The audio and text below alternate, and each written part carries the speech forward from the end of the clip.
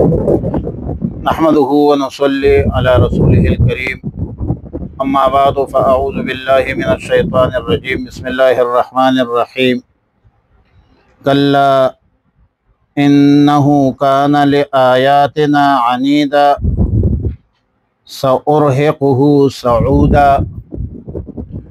پارہ نمبر 29 سورہ مدثر، رکوع 1 آیت نمبر 16 اور 17۔ گزشتہ درس میں ہم نے گزارش کیا تھا کہ ولید ابن مغیرہ نے قرآن کریم سنا، قرآن کریم کی صفت بیان کی، قریش کے سرداروں کو پتہ چلا، مشرکین عرب کو علم ہوا، ان کو فکر لاحق ہوئی، باہمی مشاورت شروع ہوئی کہ اگر ولید ابن مغیرہ قرآن کریم سے متاثر ہے، رسول اللہ مبارک صلی اللہ علیہ وسلم کے اخلاق فاضلہ سے متاثر ہوا تو ہمارا کیا بنے گا؟ تو ابو جہل نے کہا کہ فکر مت کیجئے، میں ابھی جاتا ہوں اور ولید ابن مغیرہ کو ٹھیک کرتا ہوں۔ ابو جہل غمگین حالت میں اور غمگین حالت و کیفیت قصداً عمداً تکلف سے بنا کر ولید ابن مغیرہ کے پاس پہنچا۔ قصداً عمداً اپنے طرف سے ایک ایسی بات بنائی جس پر ولید ابن مغیرہ غصہ ہوا، جلال میں آیا، تکبر میں آیا، غرور میں آیا۔ جب ابو جہل ولید ابن مغیرہ کے پاس پہنچے تو ولید نے پوچھا، ابو جہل کیا بات ہے؟ بہت غمگین نظر آتے ہو۔ تو ابو جہل نے کہا، میں کیسے غمگین نہ ہوں، یہ سارے قریش آپس میں چندہ کر کے تجھے کچھ مال دینا چاہتے ہیں، ابھی آپ بوڑھے ہو چکے ہیں، ہم تیری مدد کرنا چاہتے ہیں، ہمیں یہ معلوم ہوا ہے کہ تم محمد صلی اللہ علیہ وسلم اور ابن ابی قحافہ سیدنا ابو بکر صدیق رضی اللہ تعالیٰ عنہ کے پاس اسی لیے جاتے ہو کہ تمہیں کچھ کھانے پینے کی چیزیں مل جائے، اور اس کھانے پینے کے بعد آپ ان کے خوش آمدی کرتے ہیں، ان کے کلام کی تحسین اور توصیف بیان کرتے ہیں۔ اب ظاہر ہے کہ ولید ابن مغیرہ کے لیے قریش کے سرداروں کا چندہ جھوٹ کا پلندہ تھا، جھوٹ پر مبنی ایک بات تھی، صرف ولید کو غصہ دلانے کے لیے یہ حرکت کی، اور ظاہر ہے کہ رسول اللہ صلی اللہ علیہ وسلم کے رسول اللہ مبارک صلی اللہ علیہ وسلم سے کھانے پینے کی بات جو تھی یہ بھی جھوٹ پر مبنی ہے۔ تو اس پر ولید ابن مغیرہ جو ہے بہت جلال میں آیا، اس کے غصے کی انتہا نہیں رہی، اور اس کے نتیجے میں ولید ابن مغیرہ پر تکبر، تعلی، غرور کا جنون سوار ہو گیا۔ ولید ابن مغیرہ کہنے لگے کہ میں محمد صلی اللہ علیہ وسلم اور ان کے ساتھیوں کے ٹکڑوں کا محتاج نہیں ہوں، کیا تمہیں میرے مال و دولت کی کثرت معلوم نہیں؟ قسم ہے لات اور عزا کی، جو دونوں بت ہے، قسم ہے لات اور عزا کی کہ میں اس کا ہرگز محتاج نہیں ہوں، البتہ تم لوگ جو یہ دعویٰ کرتے ہو کہ نعوذ باللہ محمد رسول اللہ صلی اللہ علیہ وسلم مجنون ہے، یہ بات 100% غلط ہے۔ اس بات کا کوئی بندہ یقین نہیں کرتا، نہ کر سکتا ہے۔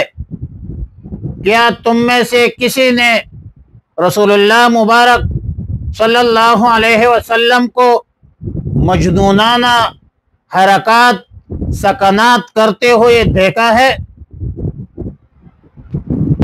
ابو جہل نے کہا کہ لا واللہ، یعنی خدا کے قسم ہم نے کوئی ایسا کام مجنونانہ کردار یا پاگل پن کے کردار حرکات اور سکنات نہیں دیکھی ہے۔ پھر ولید ابن مغیرہ نے دوسرا سوال کیا کہ تم لوگ محمد رسول اللہ صلی اللہ علیہ وسلم کو شاعر کہتے ہو، کیا تم نے کبھی شعر کہتے ہوئے سنا ہے؟ کیا رسول اللہ صلی اللہ علیہ وسلم جو بات کرتے ہیں کیا وہ شاعرانہ ہے؟ تمہارا یہ دعویٰ جھوٹ پر مبنی ہے، یہ بات تمہیں ذلیل اور رسوا کرے گا۔ ابو جہل نے کہا کہ لا واللہ، یقیناً وہ شاعر تو نہیں ہے۔ پھر ولید نے تیسرا سوال کیا کہ تم ان کو کذاب کہتے ہو، جھوٹا کہتے ہو، تو بتلاؤ محمد رسول اللہ صلی اللہ علیہ وسلم عمر بھر کبھی جھوٹ بولا ہے؟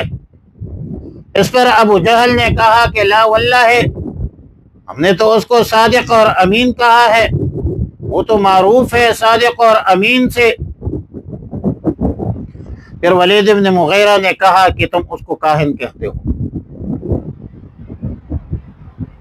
کبھی تم نے رسول اللہ صلی اللہ علیہ وسلم سے ایسے کلمات یا ایسے حالات سنے ہیں، دیکھے ہیں جو کاہنوں کے ہوا کرتے ہیں؟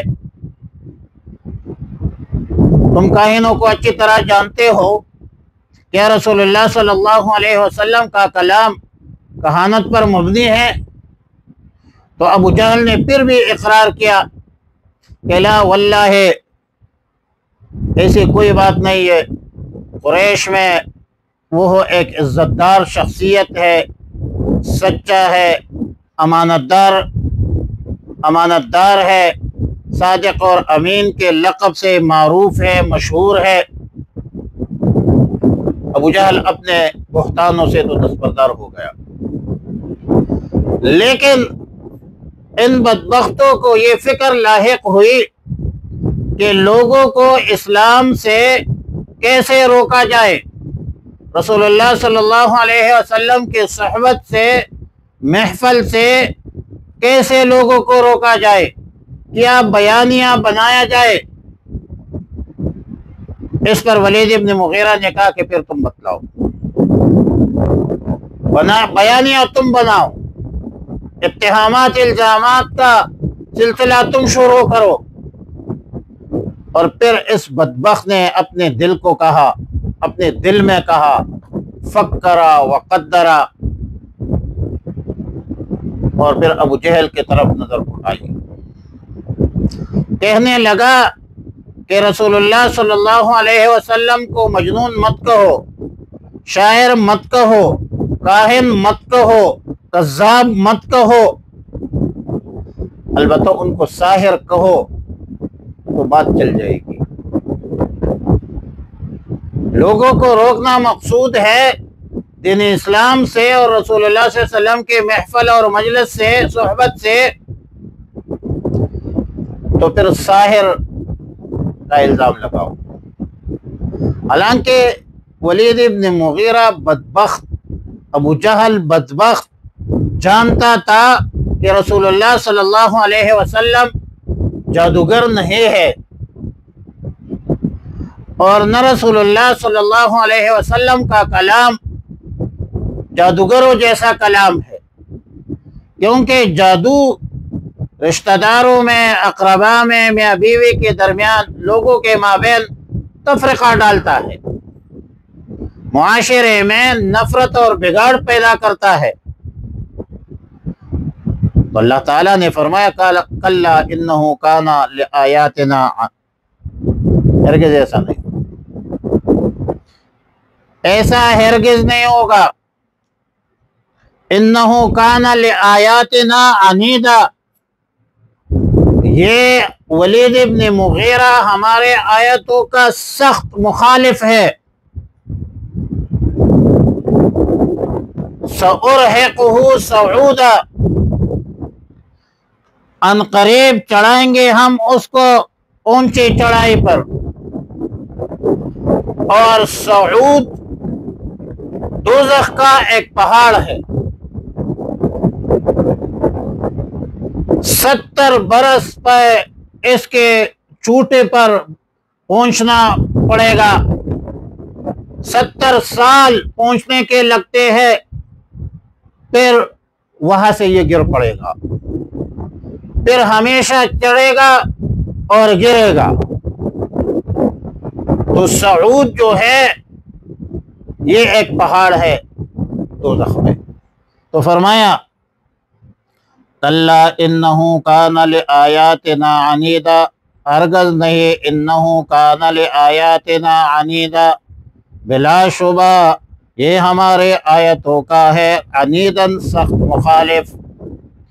سأرہقہ صعودا، سأرہقہ صعودا، ان قریب میں چڑھاؤں گا اسے اونچی چڑھائی پر۔ اللہم ربنا اتمم لنا نورنا انک علی کل شیء قدیر، اللہم وفقنا لما تحب وترضى، اللہم صل علی محمد وعلی آل محمد افضل صلواتک بعدد معلوماتک وصلی وسلم علیہ، اللہم صل علی جمیع الانبیاء والمرسلین وعلی آلہ الطیبین واصحابہ الطاہرین وعلی من تبعہم بإحسان الی یوم الدین۔